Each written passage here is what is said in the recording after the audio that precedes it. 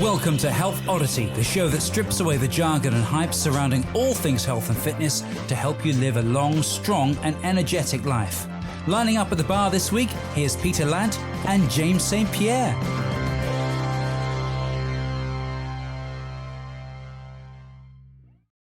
Hello and welcome to the Health Oddity podcast, episode 287. Today it is myself and Mr. Peter Lant. And we have got three main topics that we're going to be talking about today. We're going to be talking about Britain's Strongest Man that was on this past weekend.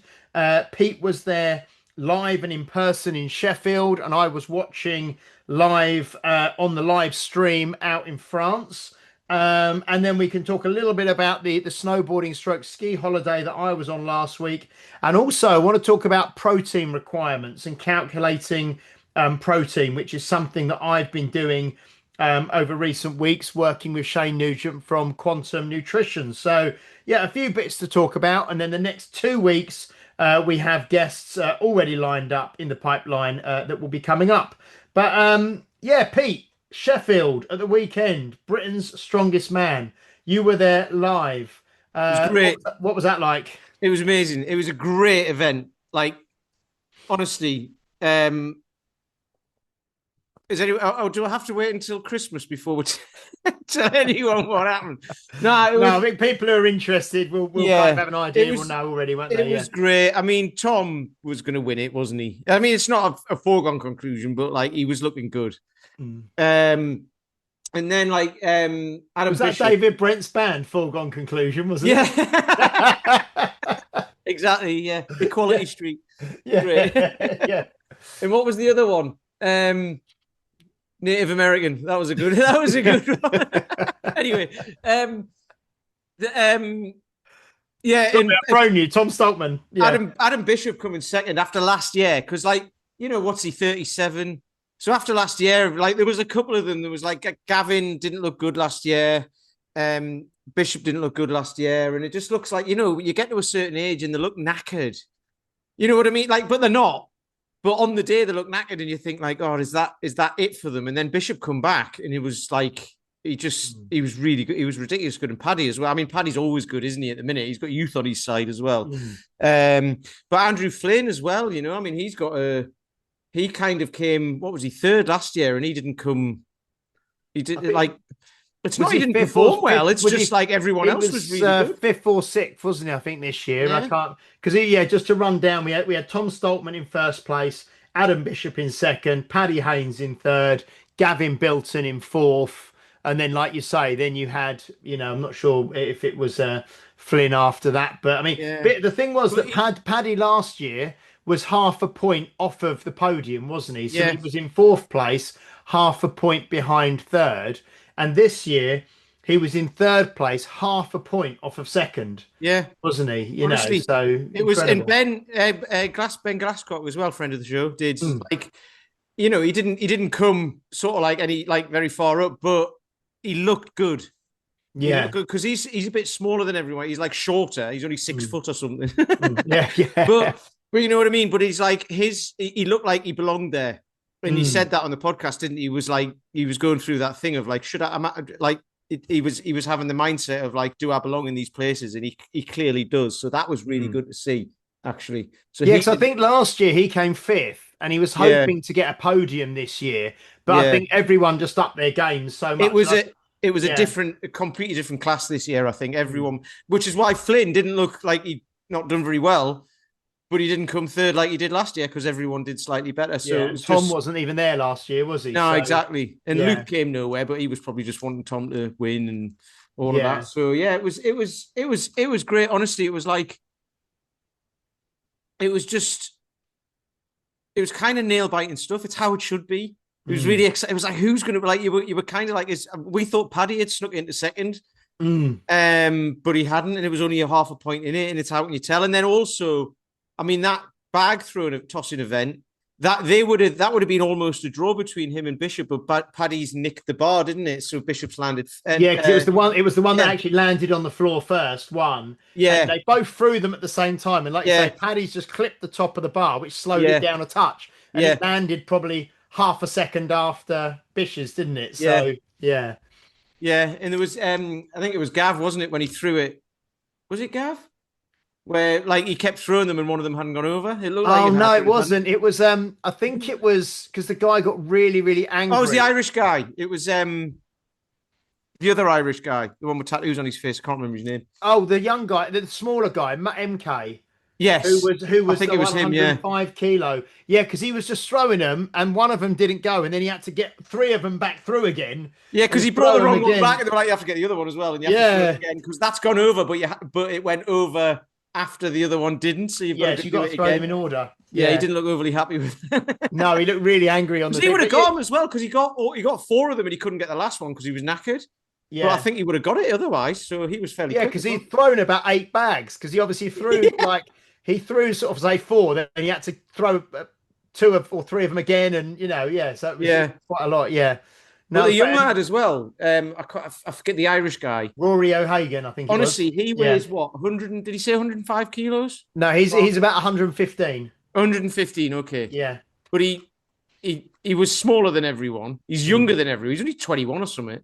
But I mean, Yeah, he I think he was got. 20. I think he's 25, Rory Is he? O'Hagan. Yeah. Yeah, I think he's 25. I thought they said he was 21, but anyway, Yeah. never mind. So I've got all Yeah. of that wrong. I've got his weight wrong, and Well, he's. yeah, no, but near, but only because I was watching it, so I was getting all the proper commentary, All right, as I yeah, was you don't watching really it. see Yeah. it when you're there, but Yeah. I mean, he was just like the car carry didn't put it down, and that's like 4 times his body weight or something, or nearly. And the deadlift 4 reps. I mean, that was good because like Stoltman only got 7, Mm. and Paddy got 8, and the world record was 9. And like a few other people didn't even get anywhere near that, and that was a hard one as well. So getting Mm. 4 on that for his size that was 350 kilos. Yeah, that was 360 on an axle. So it was really Yeah, hard. Yeah. And yeah, like you say, it was, but I've seen him a few times at the UK Strongest Man's recently.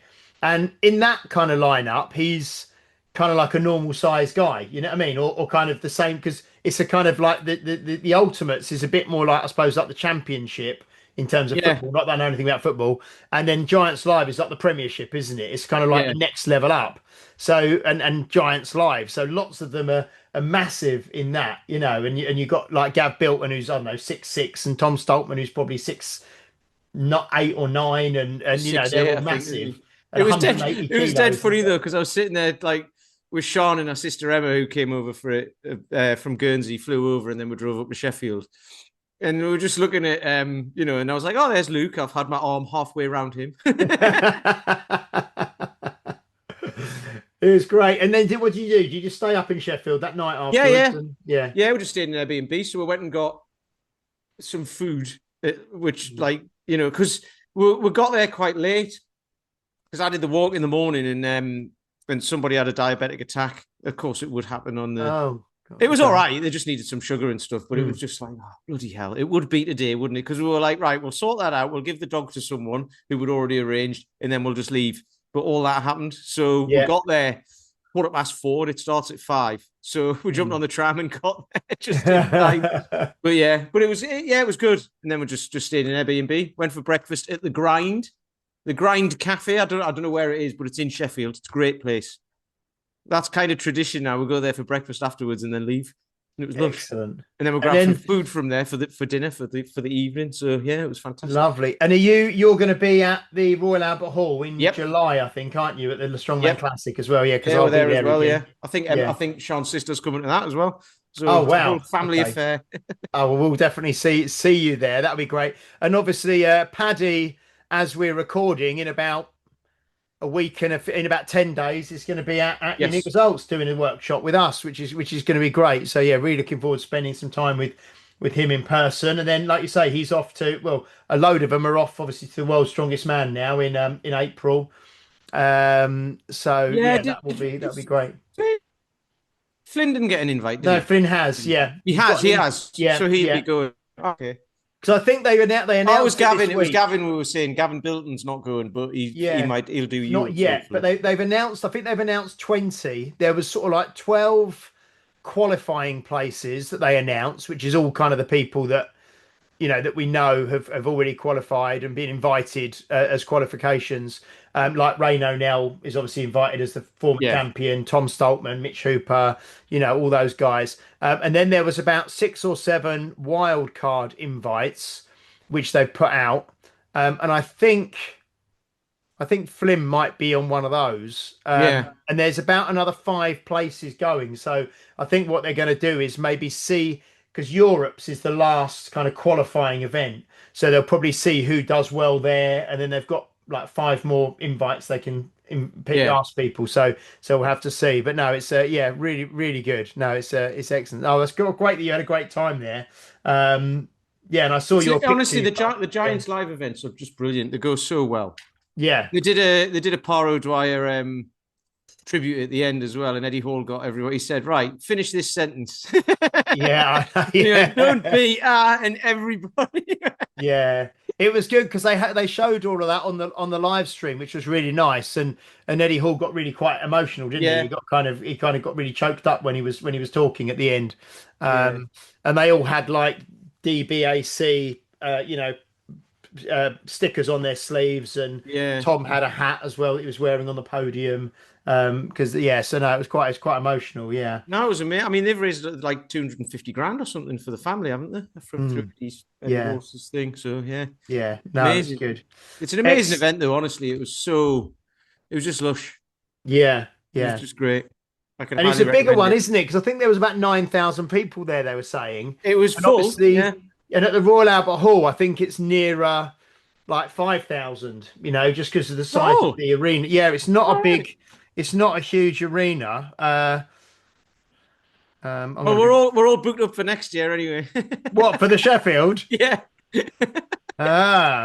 Sean just organises it all straight away. She's like, right, I'm done. So there you go. Yeah, so the Royal Albert Hall typically holds around 5,272. Yeah. Around that, yeah? About 5,272. Well, I think that means in the sitting, but then sometimes... like when they fill in the middle bit. Yeah. And then, so if you've got the proms or something on, it can be 5,900.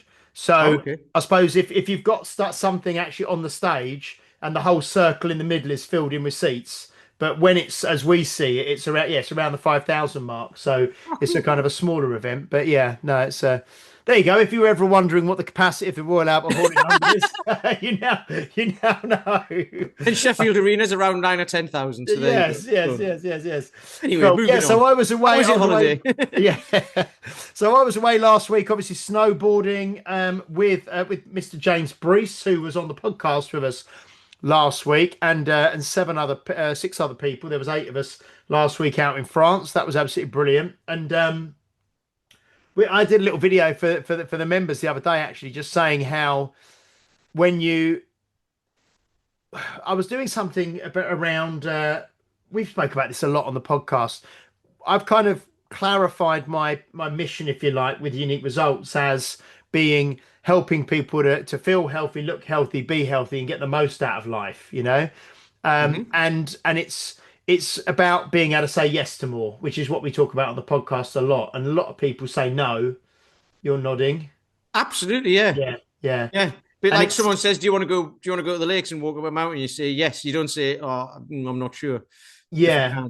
So I had a chat. We were having a chat with someone yesterday about. So I speak to lots of different people, and lots of people are in that position, unfortunately, where if they want to go on a kind of we were trying to just put our minds in the space of people who are restricted kind of physically and emotionally, mentally, but not really through, as we've mentioned, I know on the podcast, without the caveat of sort of physical disability and that sort of thing, but just not being fit enough and being capable enough and being able enough and being strong enough to maybe go and, like you say, go out if you're on holiday and there's an excursion or something, some people really have to think, oh, how long are we out for? How far is it going to be to walk? It's going to be hot. Am I going to be able to do it? Or being able to go skiing or go snowboarding or go swimming or do things with your family, And an extra little bit on that, someone who wants to go and see a film at the Pictures. The Pictures? Is it the cinema or the Pictures? I call it the Pictures because I'm Yeah. But someone who wants, like, there's a lady who comes on our walks who whose husband died. And it sounds like he did quite a lot for her, and she doesn't drive and all that. And she was like, she wouldn't go. She wanted to see some films, and she wouldn't go on her own, but she does now, and she does it all the time. But like that was a big deal for her because she's like, everyone will be looking at me, and it's like they're looking at the screen, So like even little things like that, being able to say yes to things like that, like I want to go and see something, but I've got no one to go with, so I'll do it on my own. That's a big deal for some people. Exactly. I mean, a little actually film recommendation for you that I think you'd really like, and the listeners probably, some of the listeners. I went to cinema twice yesterday. Once to watch the new Jason Statham film Shelter, which is actually really really good, and it's set up in. He lives in this island on this tiny little island in the Outer Hebrides, and it's a lot of it's in Scotland. It's really good. How old is he now? He's like six. Is he 60? He's nearly 60, but it's a lot more of a down to earth Jason Statham film. It's not like he's still got action and he's still like a assassin kind of guy, and he can obviously handle himself and he's former military, but it's not quite so John Wicky. It's a bit more slow horses, spies, and it's a bit more like that. But that was really good. But the film I was going to mention it's called H for Hawk. As that in my head, I've got it. Kes 2. Kes the revenge, yeah. The revenge of the Kes. It did make me think about Kes, but Kes was a falcon, wasn't it? I think. No, Kes was a kestrel. A kestrel. Oh, obviously, Kes was a kestrel. Sorry. Yeah. But H for Hawk, which is really really good. But it's the reason I say it's lovely and you'd really like it is so much out in nature, and the photography and the wildlife and the being out and walking with this hawk and hunting and just being in the woods, and it was lovely, really really good film. Anyway, I went on that tangent because you said about going to the cinema, didn't I? Yeah, no, that's all right. Well, it's funny because Ken Loach, who directed Kes, he lives around here. I know he lives like up the road in Bath, and he goes down to the football every week. And there's only there's 2,000 people who go to the football here. It's not very big because I think they're non-league. But at half time, he does like a little lap around and walks around. Just says hello to a few people and stuff like that. Yeah, because I remember watching Kes at school, actually, in secondary school. Yeah. But no, it's very, very good. And it's beautiful, really beautiful film about photography and hawks and the countryside and all the rest of it. When you posted about it, I wanted to put a comment saying, is it like Kes 2? And then I thought, no, because I'll be one of those people who we talked about the other week. Yeah. Oh, dear. No, so the snowboarding, I mean, obviously, because I've consistently train obviously strength and fitness and health and try and look after myself, you can go on those things, and they're hard days. Some days we were going up the mountain at like 9 o'clock in the morning and not coming down till 5, and we don't stop for what took you that long?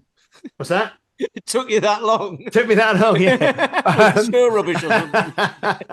And but it was myself, James Brees, and friend of the show Paul Field, hanging around together because we're the 3 snowboarders, and the skiers kind of do their own things. They move a bit faster and they want to travel and see more, where we kind of playing around a bit more.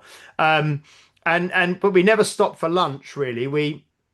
I bought a load of kind of protein bars and stuff just from England, just to put in my rucksack for the day. So you kind of stop a couple of times a day for a coffee and have a bar and stuff like that. But really, really good, and it's just so enjoyable and so great. And I know that you did snowboard in the past, and it'd be amazing one year for you to come away with us. I wasn't very good though. No, I'm not very good either. I remember watching the 2010 Olympics, in Vancouver, and it was in Whistler as well. And like Whistler was where I used to go because I had family there. And I did the Dave Murray downhill eventually on the snowboard, right? And I remember there's a bit at the bottom which is like really, it's near the bottom. I might be wrong, but it's near maybe more than halfway down, put it that way. But it's really steep. And the first time I went down it was like icy and everything, and I was learning, so I went down on my arse. And as somebody got stretchered off like below me, they went like, because there's a steep bit, but there's another bit where you can go down and around. But I'm going down the steep bit today, and somebody had obviously fallen on it and was getting like skied off the mountain. Yeah, because I think it's quite close to the bottom. But the next time I did it was after it had there was really good snow. It was a couple of years later, and there was really good snow, and it was like, oh, this is what snowboarding should be like. because I'd always done it on ice and it was just hurts. Yeah, it's Whereas on snow, it was like, oh, this is lovely. So I managed to get down and I thought it was great and it took me ages. But I thought, like, I'm moving here and all that. And then you watch the Olympics and they do it in like a millisecond. That one little bit, like, gone. Have you seen that video? I don't think I posted it to you, but I posted it in a couple of groups yesterday of the guy running uphill with the skis on. Yes. He's doing like, is he doing like 6-minute miles or something? Yeah, he's doing, at some point, he's doing like 11 miles an hour. It's mad. And he's sprinting uphill with the skis on and with obviously the poles. And it's got the speedo above him. And he's doing like 17, 18 kilometers an hour sometimes. Yeah.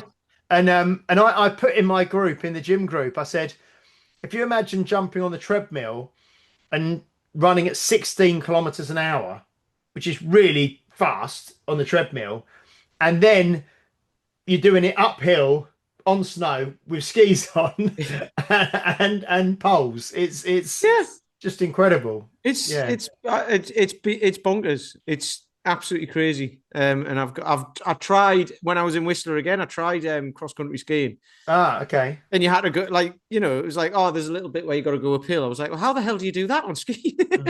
Yeah. And I couldn't figure it out. Because I think those guys, the cross country skiers, have got like, I think them and cyclists, I think potentially rowers, have got like the highest like VO2 maxes. Yeah. Those cross country skiers, because they're just a different. Well, there was that guy, wasn't there, who Mark Rifkin, friend of the show, shared it. Oh, shared it as well. He's got like it's 101 or something. He's VO2 max, which basically means, as far as what Paul said in his post about it, was like he just doesn't get tired. Yeah, he doesn't get fatigued. He just keeps going. It's absolutely. Because I think even like elite level cyclists are like around, say, 50 or 60, maybe. Yeah, I think he said footballers were. Cyclists might be a bit more, but it's still it's like 100. It's high. Yeah, it's off the charts, isn't it? Yeah. No, it's incredible. No, that was really good. And then I wanted to touch on this, and you mentioned we mentioned just before we came on about I'm obviously doing this work with Shane from Quantum Nutrition at the moment, and we've been doing this habit stacking, which has been working really, really nicely. We mentioned it a few weeks ago, whereby initially we were looking at doing 8,000 steps a day, because James Brees was laughing at the weekend because last week when I said about the Dan John one, didn't we? The 8 and 8. But what but I think you said was it 7 or 8,000 was the sweet spot? 7. Okay. Something like, so 7. There's a chart of it. So Jeanette Dunridge, who I'll say, what's that thing called? Bee Chocolate. Look there. Yes. Yeah, they don't sponsor us or anything, but it's really nice. Just she's bought one of my t-shirts, so I thought I'd lovely. Give her a shout. Yeah, Jeanette wrote a couple of really lovely comments on the podcast that we did with Will Person, didn't she? Yeah, she did. Yeah. No, it's lovely. She's been great, but I'm selling some limited edition t-shirts, which will be done by now, so I'm not selling them on here. But she bought one, so thank you, Jeanette. Excellent. And Bee Chocolate. Anyway, what were we saying? 77 and 8,000 steps. She sent an email with it on, and there was a chart, and basically 7,000 steps is the sweet spot for all cause mortality, like everything, heart disease, cancer, the whole lot. But anything above that is just extra. Anything below that, and the percentage chance of overcoming those things, or the percentage chance of getting them, go up. Yeah, the risk. Yeah. So the risk goes up until you get to 7,000, or the risk comes down, until you get to 7,000, then it stays where it's at further up than that. And there's a few studies about that. Yeah. But if you do any more, it's not detrimental either. It's just more steps. It's not going to do you any harm. Yeah, like you say, and you do a lot more than that, and I'm striving to do more than that. But yeah, I know what you mean. You don't feel like if you're not hitting 15,000 steps a day, it's not worth doing. If you can get your 7,000 minimum a day, then that's fantastic. But yeah, so sorry, Pete. But the habit stacking thing goes with it. If you're doing 2,000 steps a day, 3,000's better. Like exactly, you might not go from 2 to 7, but you can go from 2 to 3, and then 3 to 4 will be easier, and then 4 to 5, and then get to 7. Yeah. One thing Oh, well, sorry, a few tangents this time. It made me laugh because I just thought of you because friend of the show, Paul Field, he's got his stepping bindings on his snowboard. And I remember when I mentioned it before, you said, "Of course he has," like that. And so if Paul's listening, we when we were snowboarding, I kept saying to him, "Oh, look at you with your stepping bindings." Of course he has, like this, and he knows that it's you who said it. But he trained this morning, and he said, I was watching a video about these stepping bindings, which basically you just so the board is on the floor. You just step your feet in. You don't have to sit down and Yeah. ratchet them up and all the rest of it. And he watched the video and he realized he's actually got them. He's always set them up the wrong way round, these bindings. So it could even be even easier because you have to step your feet in and I think you have to reach down and press a button to unlock them or something. And he's got the unlocking device on the outside of his ankle when if it's on the inside of the ankle, it's much easier to reach. Yeah. You know what I mean? And he's set it up the wrong way around. So anyway, friend of the show. What a silly boy. So he's worked that out. So it'll be even easier next time. But yeah, so the habit, anyway, back to the habit stacking. So 8,000 steps per day, minimum of aiming for your kind of minimum of 5 or 6 portions of fruit and veg per day, 2 liters of fluids per day. And then what he introduced was like he did a workshop on protein with us, which was calculating. And the thing is that's really good. None of it is rocket science. None of it is too difficult, but it does take a little bit of work. And I did another video the other day about certain people are coming to me saying they're a bit overwhelmed with it all, like, oh, well, I've got to track this and I've got to measure this and I've got to do this.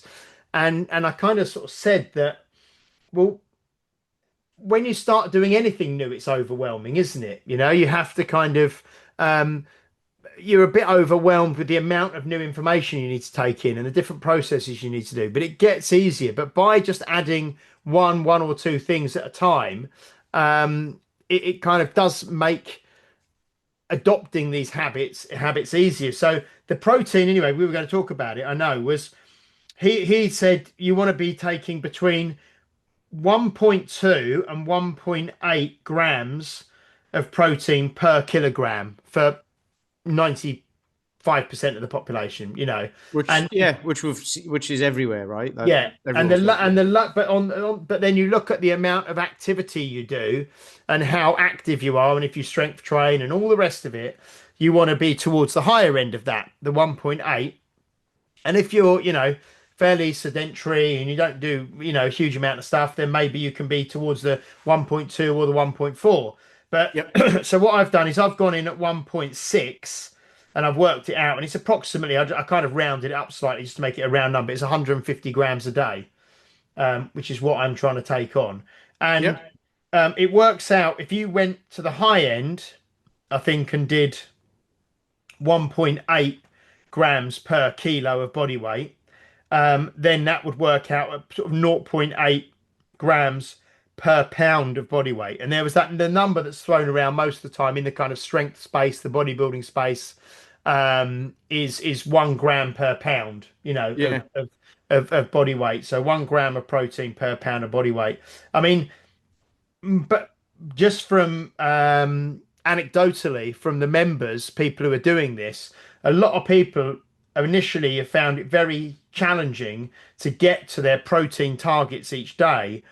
But then he's done some workshops with us and put lots of information in there about kind of little ways that you can bolster and increase your protein intake per day through doing various things to kind of get the protein up there. And I'm actually tracking mine properly every day now for the first time ever, really. I mean, I always kept an eye on it and tried to make sure, but I never really knew, unless you got something with a packet on that tells you how much protein's in it. I never weighed anything before, really, but I thought I was being approximate. But it's actually really eye-opening, and I'm really finding it beneficial to actually track and get the protein in there. I mean, what do you... Were you close to it then, or were you on it, or you were over it? I mean, some days I probably would go over it, some days I'll be under it, some days, you know what I mean? So it was kind of a bit of hit and miss. I think I probably underestimated the amount of protein in certain things because sometimes I'll eat a huge amount of like meat and chicken and eggs and fish and even things like cheese and stuff, and didn't really know the amounts I was taking in. I had an idea, but I was just kind of taking round numbers and kind of rounding up really, or rounding down. Um, but yeah, I'm finding to hit the 150 is pretty. You definitely have to consciously make an effort to do it. You're not going to hit that much accidentally, I No, think. But what about yourself? Do you track anything, or do you I roughly kind of don't, have an but idea? I don't. But I have collagen every morning in my Mm. coffee. That's like 12 grams of protein just before I've even started. Yeah. Um, and then I just try and eat lots of. I basically try and make my meal protein, and then the rest is bonus. Yeah. So the veg and all that sort of stuff. So Mm. yeah, just trying to eat like not loads of fish. Actually, I don't eat loads of fish, Mm. but every meal has meat on it or fish. Mm. And I eat eggs in the morning or Mm. yogurt. Like Yeah. I'm on a thing of like because I eat a lot of eggs. I've upped it now because I'm doing Bulgarian split squats and I'm doing shitloads of them. So I'm now eating Yeah. 5 eggs with my breakfast in the morning instead of 4. Yeah. But I'll have with that, I'll chuck in some, if there's sausages left over from the night before, I'll have those as well. And I have like cheese in there and whatever. Mm. But like just basically anything that's got protein in, I'll chuck it in. Mm. Because I eat after I train and I only eat 2 meals a day anyway. Mm. So until recently, actually, I've started snacking, not snacking, but maybe having a bit of lunch, but a small lunch. Mm. Because I'm doing like loads of long walks at the minute. Mm. So that's just getting the calories in. But yeah, tracking wise, no, I don't. Because Mm. I was thinking about this. If you get like when people get overwhelmed with stuff, the way I think about it is because there'll be I was going to say there's two different types of, but there's lots of different types of people, right? But you'll get someone who's like, I'm going to do something new and I want to know everything about it before, but like while I'm doing it. Whereas the way I start looking at stuff now is like, if I'm going to do something new, I'm going to find someone who knows what they're talking about to tell me what to do, and I'm just going to do it. And Mm. during the process, I'll find out why. But I don't need Mm. to know why in the beginning. I just need to know what to do, and I'll be told what to do, and I'll do it. Mm. And I'll follow it blindly from someone who knows what they're talking about, like Mm. Ted Nugent. Um, but um, but after a while, I'll be like, you want your own, you want agency on it, right? You want to know why. So, but you can without getting overwhelmed. You can learn that at your Mm. own pace. I think Mm. that's the way I look at it. Well, that's what I said in this. I did a little video yesterday, and I said in response to this kind of overwhelm sense that I'm getting from some people, and I said, well, look, the steps and the fruit and veg and the water or whatever is quite straightforward. You don't have to, just do your best with that. Yeah, And with the protein, don't worry about weighing and tracking everything, but just make sure that every meal you have, you know that there's some form of protein in it. Whether yeah, that be, like you said, meat, fish, cheese, eggs, whatever it is, cut yogurt. Um, and then down the line, if you want, if once you start doing that, you might feel like, well, actually, let's start now looking at the amount of it that I'm actually eating, and you can do that quite easily. But I was really surprised by the amount in cheese because I never really thought of. I know there's protein in dairy, obviously, but I'm out of it now. I'm all out of cheese because that's there's no cheese, there's Gromit. no cheese. Not a bit in the house. Because I don't actually tend to have a lot of cheese around the house anyway. But it's like at Christmas, and we didn't even buy any. But my mum gave me a load after Christmas, so I had loads of like Stilton and loads of different types of cheese. Yeah, like loads of kind of brie and camembert and different types of cheese with apricots and chilies and all different things in it. Anyway, this Stilton I weighed out the amount of Stilton that I had, and it had 70 grams of protein in it, There which you is go then. huge. I mean, it was a big chunk of Stilton, but you still sort of thought, well, that's like more than a big ribeye steak, Yeah.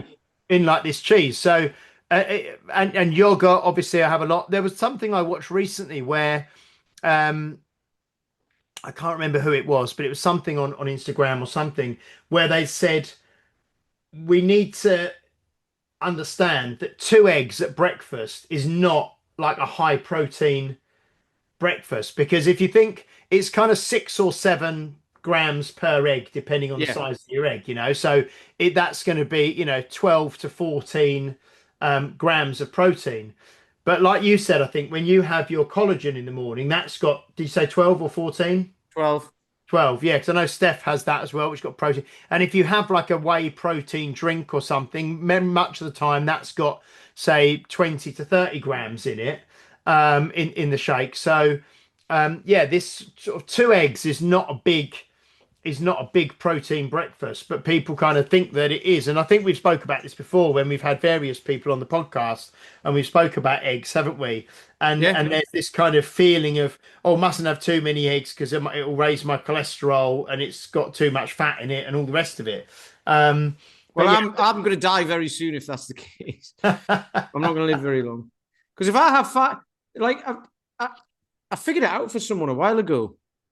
I actually looked at it, but because I eat a lot of black pudding as well, it turns out, apparently. So I'll chop some black pudding up and chuck it in as well. So inevitably my breakfast is 5 eggs, a bit of cheese, not loads, a bit of cheese, some black pudding, possibly some sausages or something, sauerkraut as well, but like that doesn't matter for protein.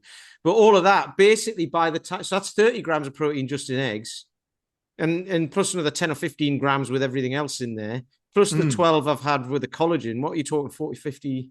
You're talking like 55, 60 grams of protein. And I only need 125 in a day if you're doing the 1.8. Yeah. I'm like 70 kilos. Yeah. 72, but it's like, it's lean body mass anyway, isn't it? And all that. So anyway, so I'm like, I'm pretty much halfway there in my breakfast. So, and any snack that I have will be a protein snack. Yeah. So I don't really worry about it. No, yeah, it sounds If I start getting tired more, then I'll be like, right, I need to look at what I'm eating. But I don't at the minute. So no. Well, I had just I know this might be boring for listeners. It might not be. It might be interesting. But I had this sort of chicken curry at lunch today, which was made by Steph, and she also added. So I had the chicken curry and 3 hard-boiled eggs in there as well. And with everything else and the rice and all the rest of it, that meal had 110 grams of protein in it, which is huge, obviously. well, So now I only need like another 40 or 50 for the day. And I'll probably have I'd imagine I'll have Greek yogurt or something like that, because that was a big meal. That was like a main big meal. So now all I'll need is like some Greek yogurt or something to add the 30, 40 grams on top. Which isn't hard to do with yogurt, because there's loads of protein in yogurt. Yeah. I was thinking about this earlier because I wondered how Shane would look at it and how he was talking to your guys about it, because like tracking protein, tracking food, tracking calories, all of that sort of stuff. But when people are starting off, the way I look at it is it doesn't matter about how much you should be having and what your ideal is and all that. It matters at the minute what you are having. So just figure out where you're at first. And once you've figured out where you're at, and be truthful about it, because a lot of people will be like, well, I'll not count that. And like, oh, this doesn't matter. And, I had a latte from whatever, and that doesn't matter. And it's like, well, that's a lot of calories. So, because a lot of people, I've certainly experienced this with people, is they don't want to know how many they're having because they're a bit embarrassed about it. And it's like, it doesn't matter. Just detach from it. It is what it is. And then I started to think, which would you like? Do you give someone the option? It's like, which would you do first? Do you want to increase your protein or decrease your calories? Because someone's going to look at it and they're going to go, I don't know anything about protein, but it's easy to decrease calories because I just eat less. But then I thought about it. It was while I was out on the dog walk earlier. I thought about it and I was like, actually, if you just get someone to say, if you say to someone, you don't know anything about protein, but you've been tracking it so you know how much you are having, just increase that. Right? So it might sound like, well, if I increase my protein, I'm increasing my calories. And it's like, well, yeah, if you continue eating all the other stuff as well. But the likelihood is, if you just increase your protein, you're probably you'll be fuller for longer after meals. You're probably going to eat less anyway, or feel Yeah. like you need to eat less, or eat roughly the same. But you'll be on the same calories, but eating more of the good stuff. So that's the way I thought about it. And it's like, because I think if you give someone the option, they'll just go, I'll just reduce my calories. And it's not necessarily all about that, is it? I mean, it is, but Yeah, so we're tracking two things at the moment, and I'm actually using like an app, like a NutriCheck app, which is kind of like, I suppose, My Fitness Pal, but it's one that we've paid for a year, which is like the thing is, so here's the thing with My Fitness yeah. Pal.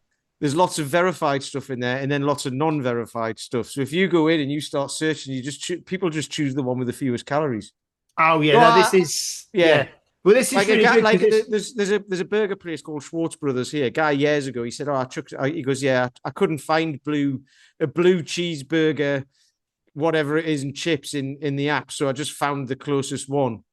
And he showed me, and it was 500 calories, and I'm like, "You, that at is least like double that, at least a third of what you yeah. actually had." So shut up, no Yeah. chance. Well, this is really good because this you scan barcode. I mean, I'm seeing stuff now with AI, but this one you scan barcodes. You've got it's got like everything. Like even yesterday, I went to Everyman Cinema, like I said, and I took my mother-in-law to watch this H is for Hawk, and I went on the silver screen one, which is like meant for older people, to go. And when you go on the silver screen showing, you get a free tea or coffee and a bit of cake. Yeah. And so I'm doing that then. How old's old? It's 50 well, old. you're meant to be over 55. Oh But man, but I get it close. because as long as you've got a ticket to that showing, you get the cake and All the right. the thing, But it was really good because I even went in and I said to Steph, I had a black coffee, black Americano, and a bit of carrot cake, and she said, "Well, have you added it to your thing?" I said, "It's not going to be on there, is it?" She goes, "Go in and type Everyman," and I typed in Everyman, and it's got everything on their menu in there. So I put in the Everyman carrot cake yesterday. Let's have a look. And what was it out of interest? 405 calories. Oh, that's not that bad. Yeah. It's not an insignificant amount. I Though, mean, is it's it? not like a massive, massive chunk of, it's not But like a cheesecake factory, but it's still fairly decent size. that'll be like 405. 20% of someone's daily intake, probably, Yeah, yeah, roughly. yeah. It is roughly, yeah. So, so that's in there. So anyway, so all I am tracking calories and protein are the two things that I'm looking at. Yeah. And the main one that I'm paying most attention to is the protein. But it's funny if I hit the protein, very often I'm not going over with the calories because the protein, like you say, the type of food that you're eating, you're eating high protein food. I'm not eating any rubbish, Yeah, it's cheap calories, isn't it? Is the problem? Mm. Like, you see it all the time. People like crisps and chocolate and like, I mean, you name anything, right? There's all these bad foods, right? But it's all in moderation, isn't it? But if like ready meals, all that sort of stuff, it's just all like it's calories for calories' sake. If you eat a ready meal, it's tiny. You're not going to be full, and you'll have had like half your day's calories. Yeah. Whereas if you eat what you eat, you're going to be stuffed and Yeah. not be able to move. Yeah. And you're still under. Yeah, but it's good. So the one thing it does do, it's like the steps. I think anything where it's what you do with information, isn't it? And what you do with the metrics that you've got. But like tracking steps. Once you start tracking steps, it just gives you that awareness of how much whereas before you may be oblivious. And if people aren't tracking and you ask them how much they do, most people would overestimate the amount that they actually move. They might say, "Oh, Yeah. I'm probably doing about 10,000 a day," and they track and they're doing like 5,000, say. And the same, I think, probably is true with calories. Most people would underestimate the amount that they're eating because they're not really conscious and they're picking bits here and there and they don't really know how much calories they're consuming. So once you actually start tracking and monitoring and measuring, and it's the old Peter Drucker, what gets measured gets managed. You just start to become aware of it and you start to make slightly different choices. So yeah, I mean it's early days for me doing it, but I'm doing it because it's what Shane is teaching our members to do. And I Yeah. want to kind of do it and do it with them so I can talk honestly and openly and see how it's going. But I'm actually quite enjoying it, actually. So this is funny actually. Over the weekend, so on Saturday, I got up, did the walk, and then we drove up to Sheffield and we went past Gloucester Services, which has got a farmer's market in it. Fantastic. It's like I'd been going on to Sean for a week. I was like, we're going past Gloucester Services. Hey, they've got great food. So they do really great sausage rolls, like massive sausage in the middle and pastry around the outside and all that. It costs a fortune. So I hadn't eaten yet, and it was like 1:30, 2:00 or something like that. So I was like, right, I got a sandwich, which was just brie and like tomato or something. Or mozzarella tomato, because mozzarella's got a lot of protein in as well. A sausage roll, like a cup of coffee and a brownie, because they've got brownies there as well in the slush. So that's what I had, and we shared the brownie. And then we got straight to the venue, so we didn't eat. So by the time it was 10:00 at night, I was like ready to eat my own arm. And we couldn't find anywhere to get any bloody food because everywhere was closing at 10:00, any restaurant or anything like that. So we ended up getting a Pizza Hut takeaway pizza from this. It was the only place we could find, right? And I was just like, I just want to get some food like quick. So I had pizza and a garlic bread, and I ate mine and half a Sean's and all of that.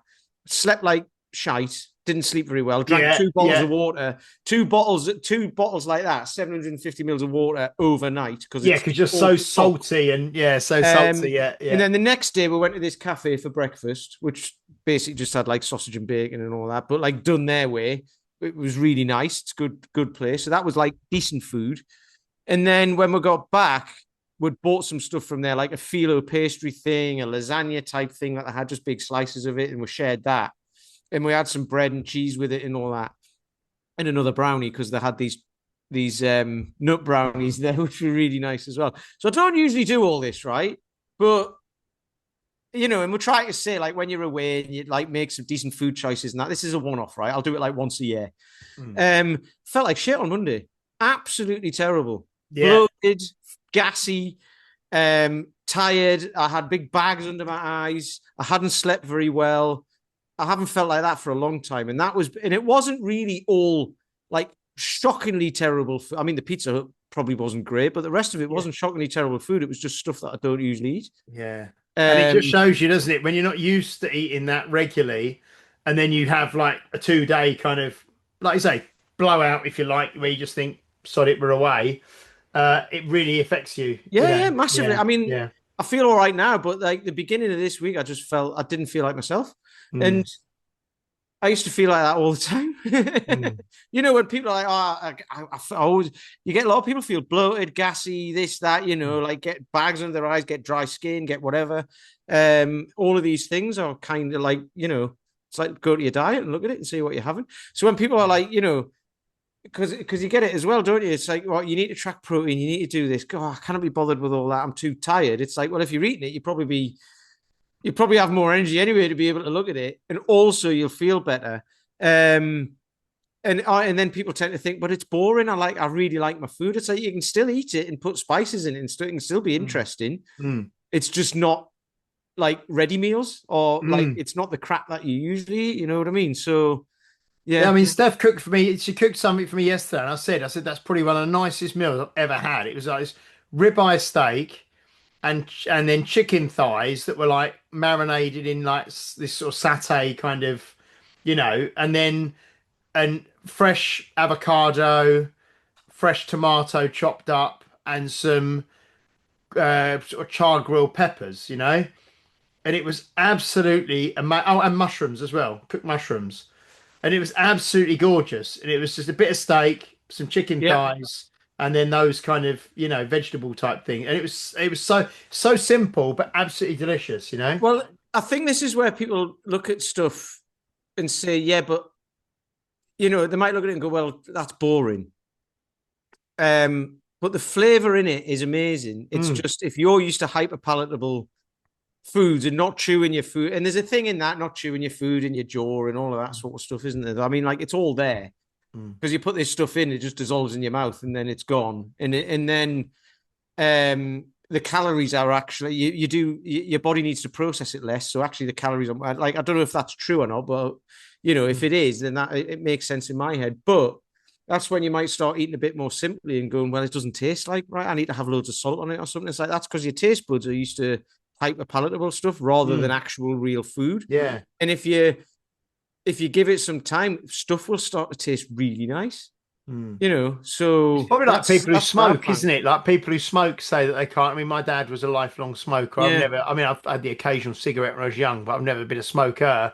But I think that mucks your taste up, doesn't it? As well in your mouth, you know. Absolutely. Yeah. Especially if you're puffing a cigarette in between bites. In between, horrible. Which my dad used to do that. Yeah. Oh, that's lovely. Like, yeah. But I find it interesting though, because like again, it's people putting barriers in the way, isn't it? And like I can't do that because, and it's like just give it a try. You know, I used to be like that, and now I'm glad I've changed it all. But when I was younger, I just wasn't willing to try like give anything a try because I was like, I'm going to live forever anyway, so it doesn't matter. I'll feel bloated and horrible and all of that, and it's fine. Yeah. Dear. Anyway, that was good. Really good to catch up there. And we will be back next week. I just want to say, by the way, I'm starving now after all that. So I've actually got a venison burger from the butcher's, which he gave us for free because I usually get lamb burgers from there, but he venison, I'm not sure about it. I think it might mess my guts up. I'm not sure. Sorry. If anyone's eating. Venison's nice. No, venison. Well, I haven't had it for a while. Yeah. So I was like, I think it's too rich for me. I don't know. And then he was like, well, try one. So I'm having that with an egg. Nice. A venison burger with an egg. Delicious. No, that would be great. Well, we will be back. Like I say, we've got guests on for the next 2 weeks. So we will be back next week with episode 288. Please do like, share, subscribe, leave a review if you're watching or listening on a platform that allows you to do so. Especially if you are listening on Apple Podcasts. We would love some more reviews on Apple Podcasts, and make sure you give us a follow on YouTube as well. And we will be back next week for episode 288. Bye-bye, Mr. Peter Lant. Bye-bye, Mr. James St. Pierre. Excellent. We'll see you next week. Bye-bye. You've been listening to Health Odyssey with Peter Lant and James St. Pierre. To get your regular fix of hype-free health, you can subscribe and leave a review wherever you get your favorite podcasts. You can find out more on today's and other topics at healthodyssey.com or find us on Facebook or Instagram by searching for Health Odyssey.